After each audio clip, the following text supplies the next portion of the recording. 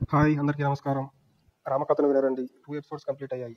ఇది third episode. ఖచ్చితంగా అవి 2 కూడా చూడండి. మీకు క్లారిటీగా అర్థమవుతుంది. ఓకే, ఈరోజు ఎపిసోడ్ స్టార్ట్ చేద్దాం. సో అంతకుముందు వరకు మనం ఏం చెప్పుకున్నాం? రాముడు, లక్ష్మణుడు, సీత సుమంతుడు రథం మీద అరణ్యానికి బయలుదేరారు. రాజ్య ప్రజలు కూడా వాళ్ళని వెంబడిస్తూ వాళ్ళ వెంటే వెళ్ళారు. సో ఇలా వాళ్ళు అరణ్యానికి మొదలయ్యి బయలుదేరారు. సో ఇక్కడ మన దశరథుడు, కౌసల్య బాగా విలపిస్తుంటారు. వాళ్ళని మన సుమిత్రాదేవి కొంచెం ఓదార్చి వాళ్ళకి ధైర్యం చెప్తుంది. ఈ రకంగా రాముడు అందరినీ పలకరించుకుంటూ రథం మీద అందరినీ ఓదార్చుకుంటూ చిన్నంగా రథంలో తామసా నదీ తీరానికి చేరతారు. అక్కడికి వెళ్ళేసరికి సాయంకాలం అవుతుంది. ఆ సాయంకాలం అక్కడే కొంచెం విశ్రాంతి తీసుకుందాం అన్నట్టుగా డిసైడ్ అవుతారు. కాబట్టి అందరూ ఆ నైట్ అక్కడే విశ్రాంతి తీసుకుంటారు. శ్రీరాముడు కూడా మన అరణ్యవాసంలో ఇదే మొదటి రాత్రి అన్నట్టుగా గడుపుదామని డిసైడ్ అవుతాడు. అలా లక్ష్మణుడితోటి సీతతోటి చెప్పి వాళ్ళని ఒప్పించి ఆ నైట్ అక్కడ గడుపుతాడు. ప్రజలందరూ కూడా అతనితో పాటు కలిసి నిద్రిస్తారు.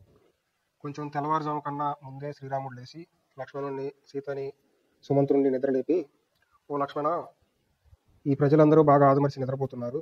మనం తొందరగా వీళ్ళు నిద్ర లేకపోసరికి ఈ తామసా నదిని దాటి అవతల దిక్కుకి వెళ్ళిపోవాలి. అనవసరంగా వీళ్ళు మన నుండి కష్టపడడం నాకు ఇష్టం లేదు. తొందరగా రథాన్ని సిద్ధం చేసి వాళ్ళకి తెలియకుండా వెళ్ళిపోదామని చెప్పి సుమంతుడి ద్వారా రథాన్ని సిద్ధం చేసుకొని ప్రజలెవరికి చెప్పకుండా వాళ్ళు వెళ్ళిపోతారు. ఆ తర్వాత ప్రజలు చూసుకునేసరికి రాముడు వీళ్ళందరూ కనిపించరు. వాళ్ళు కొంచెం బాధపడి ఏం చేసేది లేక వెనక్కి వెళ్ళిపోతారు. అలా తామసా నదిని దాటి జానపదుల రాజ్యంలో గుండా వెళ్తారు. అది వెళ్ళేదారిలో జానపదులు కూడా వాళ్ళని రాజ్య ప్రజలే కదా ఆపి కొంచెం ఆయన చూసి బాధపడడం అన్నీ చేస్తారు. వాళ్ళకు కూడా సర్ది చెప్తాడు, మీరు నా గురించి ఏ విధమైన బాధపడద్దు, మీరంతా దయచేసి నా తమ్ముడు భరతుడిని ఆదరించండి. నా తమ్ముడు కూడా మంచి పాలన చేస్తాడని నాకు నమ్మకం ఉంది. దయచేసి నా నుండి మీరు ఏ విధమైన బాధపడద్దు అని చెప్పి వాళ్ళకు ఓదార్చి చిన్నగా ముందుకు వెళ్తాడు.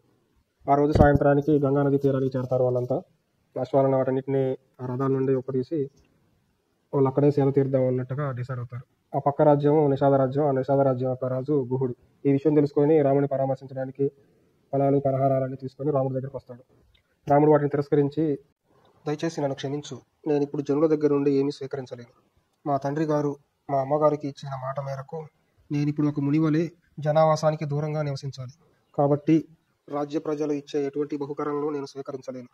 దయచేసి నేను ఇవి తీసుకోలేను. నేను ఇప్పుడు కేవలం ఒక ముని లాంటి వాడిని. కాబట్టి మీరు చేకూర్చిన వీటిని నేను అంగీకరించలేను.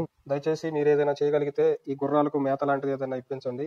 ఇదే మీరు నాకు చేసే మేలు అన్నట్టుగా గుహుని కోరుకుంటాడు. సరేనని గుహుడు ఆ గుర్రాలకు మేతను ఏర్పాటు చేస్తాడు. ఆ రోజు సాయంత్రం లక్ష్మణుడు గంగా నదికి వెళ్ళి అక్కడ ఉన్న జలాన్ని తీసుకొని వస్తాడు. ఆ రోజు వాళ్ళు దాన్ని తాగి ఆకలి తీర్చుకుంటారు.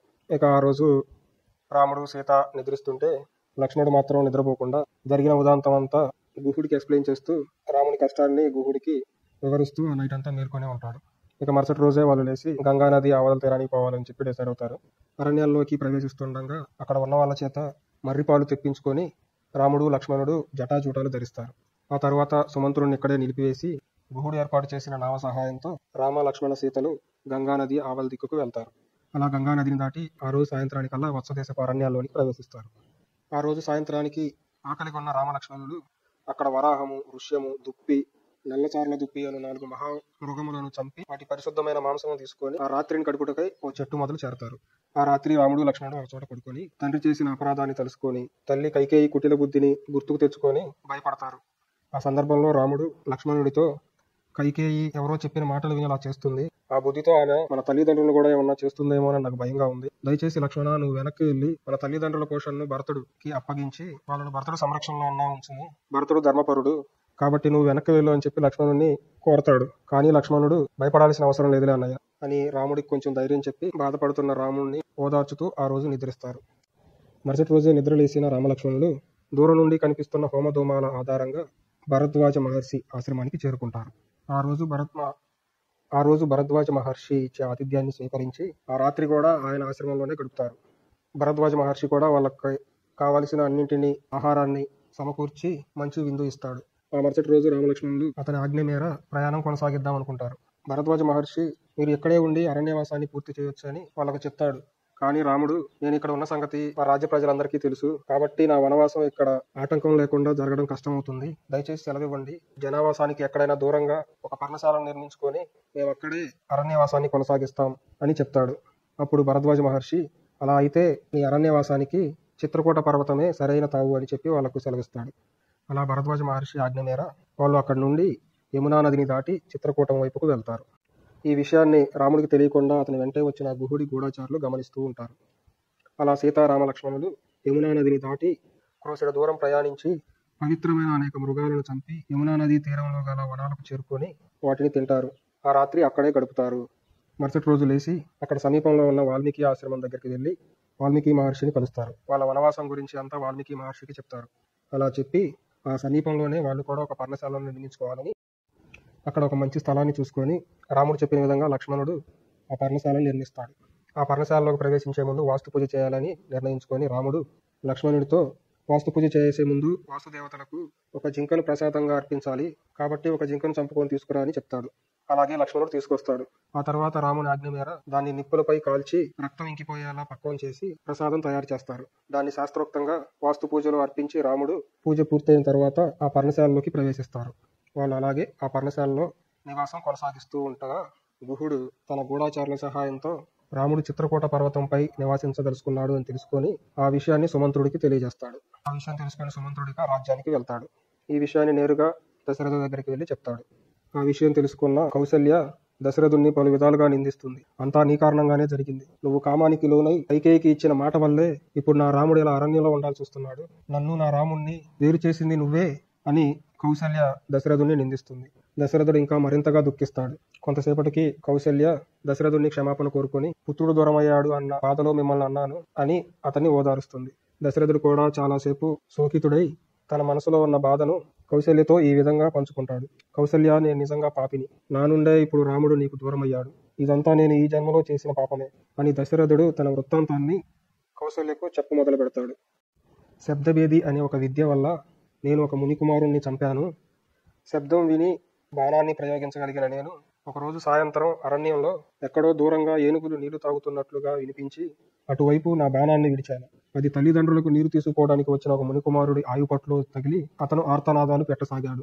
నేను అతని దగ్గరికి వెళ్ళి చూస్తే అతను ఒక మునికుమారుడని, వాళ్ళ తల్లిదండ్రులు ఇద్దరు వృద్ధులు మరియు అంధులు అని, వాళ్లకు నేను తప్ప ఇంకెవరు పోషించే వాళ్ళు లేరని, నువ్వు అనవసరంగా నన్ను చంపావని బాధపడతాడు.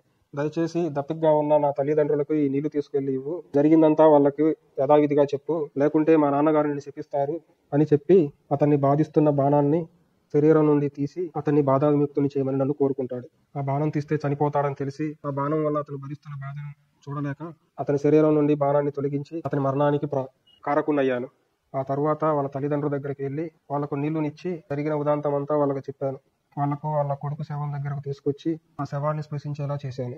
ఆ బాధలో ఆ ముని, ఈ వృద్ధ వయస్సులో పుత్రుడు లేని బాధ ఎలాగుంటుందో నువ్వు కూడా చూస్తావు, పుత్ర వియోగంతో నువ్వు కూడా బాధపడతావు అని చెప్పి నన్ను శపించాడు. ఇప్పుడు అతని శాపమే నిజమయ్యి పుత్రుని దూరం చేసుకొని బాధపడుతున్నాను అని చెప్పి దశరథుడు వెక్కి వెక్కి ఏడుస్తాడు. అతన్ని సుమిత్ర, కౌసల్య ఓదారుస్తారు. ఆ రాత్రి దశరథుడు శ్రీరాముణ్ణి తలుసుకుంటూ నిద్రిస్తూ ఆ నిద్రలోనే ప్రాణాలు వదిలేస్తాడు. మరుసటి రోజు దశరథుడు మరణించారు అన్న విషయాన్ని కౌసల్య, సుమిత్ర తెలుసుకొని దుఃఖితులవుతారు. ఇప్పుడు రాజ్యానికి రాజు లేడు, తక్షణమే భరతుని రాజుని చేయాలి అని వశిష్ఠుడు కొంతమంది మనుషుల్ని భరతుని మేనమామ ఇంటికి పంపి భరతుని తీసుకురమ్మని చెప్తాడు. అలాగే కొంతమంది మనుషులు భరతుడి దగ్గరికి వెళ్ళి తండ్రి మరణ విషయం చెప్పకుండానే రాజ్యానికి రావాల్సిందిగా కోరుకుంటారు. భరతుడు కూడా ఒక పీడకల ప్రభావమున బాధితుడై ఉండడం వల్ల తక్షణమే వాళ్ళతో కలిసి రాజ్యానికి ప్రయాణమవుతాడు. అలా 7 రోజులు ప్రయాణం చేసి కోసల రాజ్యానికి చేరుకుంటాడు. అంతఃపురానికి చేరుకున్న భరతుడికి తండ్రి మరణం గురించి, రాముడి వనవాసం గురించి తెలుస్తుంది. దానికి కారణమైన తన తల్లిని నిందించి కౌసల్యాదేవికి, తల్లి దీంట్లో నా ప్రమేయం ఏమాత్రం లేదు, నా తల్లి కుటిల బుద్ధితో చేసిన ఈ పాప కార్యానికి నాకు సంబంధం లేదు అని ఆమె కాళ్ళ మీద పడతాడు. 11 రోజుల పాటు తండ్రి అంత్యక్రియలు జరిపి అతన్ని పట్టాభిషిక్తుని కమ్మన్నా గాని ఒప్పుకోక తక్షణమే రాముణ్ణి తీసుకొస్తాను అని చెప్పి అరణ్యానికి బయలుదేరతాడు. సైన్యాన్ని, మంత్రుల్ని, 3 తల్లుల్ని తీసుకొని భరతుడు అరణ్యానికి బయలుదేరతాడు. అలా బయలుదేరిన భరతుడు గంగానదీ తీరానికి చేరుకుంటాడు. గంగానదీ తీరానికి భరతుడు తన రాజ్య సైన్యంతో కలిసి వచ్చాడని గుహుడు తెలుసుకొని అతన్ని అనుమానించి అతని సైన్యాన్ని సాటుగా పంపించి అతను వెళ్లి భరతుడిని కలిసి విషయాన్ని గ్రహిస్తాడు. భరతుడు శ్రీరాముణ్ణి మళ్ళీ రాజ్యానికి తీసుకుపోతున్నాడు, అందుకే వచ్చాడు అన్న విషయం తెలుసుకొని గుహుడు చాలా ఆనందించి భరతుడికి స్వాగత సత్కార్యాలతో ఆతిథ్యం ఇచ్చి గౌరవిస్తాడు.